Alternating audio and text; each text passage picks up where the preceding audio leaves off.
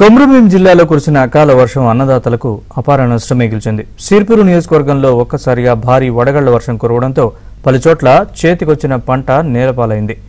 కౌటాల, చింతలమానేపల్లి, బెజ్జూరు మండలాల్లోని మొక్కజొన్న, వరి, మిర్చి పంటలు దెబ్బతిన్నాయి.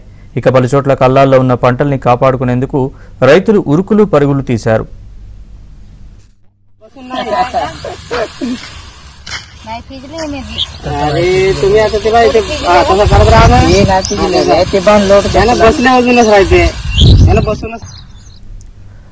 వడగళ్ల వర్షానికి వందల ఎకరాల్లో మిర్చి, మొక్కజొన్న పంటలు దెబ్బతిన్నాయి. కౌటాల మండలంలోని తాటిపల్లి సహా పలు గ్రామాల్లో మిర్చి పంటలకు తీవ్ర నష్టం వాటిల్లింది. పలుచోట్ల ఆరబెట్టిన మిర్చి వర్షార్పణం అయింది.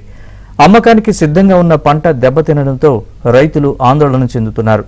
ప్రభుత్వం స్పందించి నష్టపరిహారంతో పాటు దెబ్బతిన్న పంటలకు గిట్టుబాటు ధర కల్పించాలని రైతులు కోరుతున్నారు.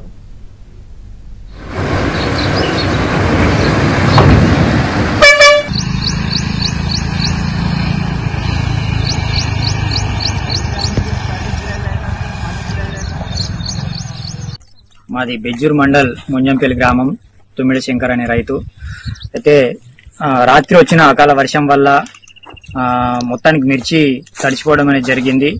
మేము 5.5 ఎకరాలు మిర్చి సాగు చేస్తా ఉన్నాము. అయితే మొత్తం కట్ చేసి ఆరబెడతా ఉన్నాము. ఆరబెట్టే సమయంలోనే నైట్ లో మొత్తం వర్షం వచ్చి మొత్తం తడిచిపోయింది.